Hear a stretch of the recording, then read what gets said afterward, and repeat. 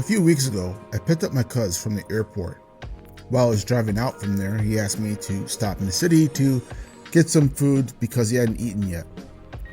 Sometime later, after he had gotten his order, we began pulling into the main highway, but traffic was congested as hell, and drivers were very aggressive that night. I jockeyed for position to follow one car out when I just noticed at the last minute a large black pickup truck suddenly jumped forward to try and take it. At first, I continued to assert my right of way, but the driver began yelling at us wildly and edging his larger vehicle ever closer and ever forward. I chose to let him pass because it was starting to seem like I was seeing signs of a potential road rage incident. However, my cuz insisted I go ahead of him anyway, and when I didn't, he asked why. I explained my reasoning to him, and he replied back that I had the right of way, and the driver just had to deal with that. If he wanted to escalate things into violence, I was already trained for that and could probably whoop his ass. Moreover, my cuz believed that the probability of him actually doing something like that was pretty low in his estimation.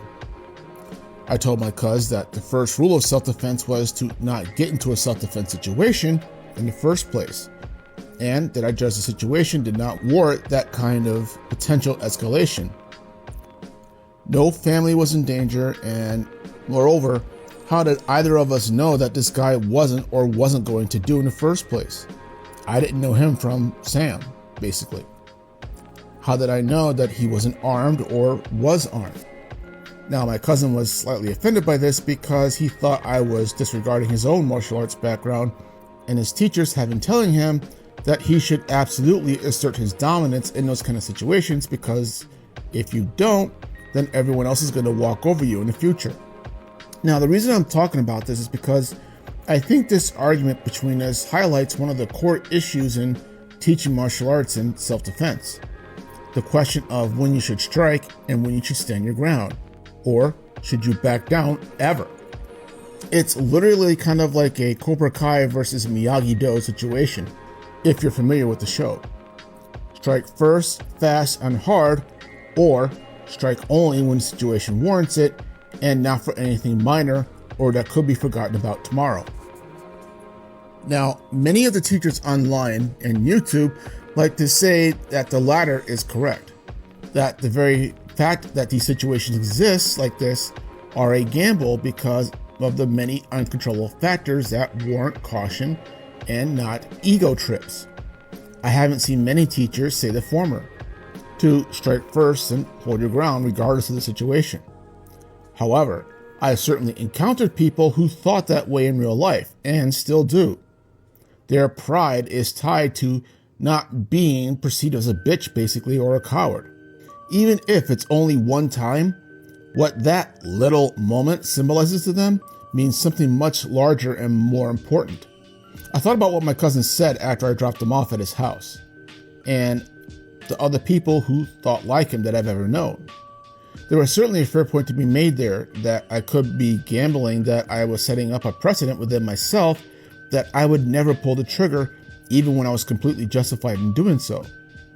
But then I remembered all the times where I had pulled the trigger. And when I realized that, for me at least, while the potential for nothing happening could have happened, there was always still the possibility that something could have happened. And that something that many self-defense teachers don't teach are the legal consequences of standing your ground, especially if weapons come into play. And I'm not just talking about guns and knives, but literally any object that a person could get their hands on, because street fights are not fair. And many people who teach how to street fight will tell you, grab the nearest object, basically. If I got myself killed or killed the other person, there's going to be ramifications for that for years. Or God forbid I end up crippling him for life, or vice versa. For something as simple just as letting an asshole pass by and be on his way. The debate is a common one within the martial arts community and has been since forever, and many styles build their techniques around whichever path that they prefer or that they choose. But that being said, in today's world, in my opinion, I prefer to pick and choose my battles rather than fight every battle that comes my way. Because when I do battle, I know for a fact that people get really scared of me, of what I become. And I'm not just saying that to boast or say something that I'm proud of, because honestly, I'm not proud of that. I've almost been arrested for that. And I just believe that fighting as if everything is a capital offense is extremely short-sighted. People have died for that, and their families aren't exactly saying he died like a man. There are reports that I've read about where people who were martial arts trained got shot because they held their ground and possibly, or was seen as, they can kick any person's ass who got in their face about it. I believe that modern self-defense must be prefaced equally with the concept of CYA, cover your ass. Because if something does go wrong and you're still alive, you want all the bases covered when the cops and lawyers start asking what the hell happened and why you ended up killing that person or injuring them. And it can be all situational.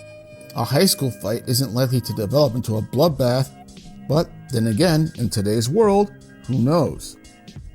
But otherwise, as far as I'm concerned, the confident fighter is the one that doesn't live like they constantly have to prove themselves to everybody.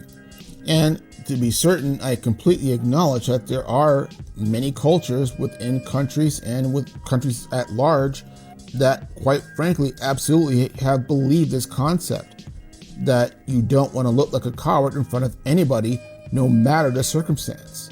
No small hill is just a small hill. But that small hill will be made into a larger hill by somebody who wants to do that, even if that was not your intention to do so.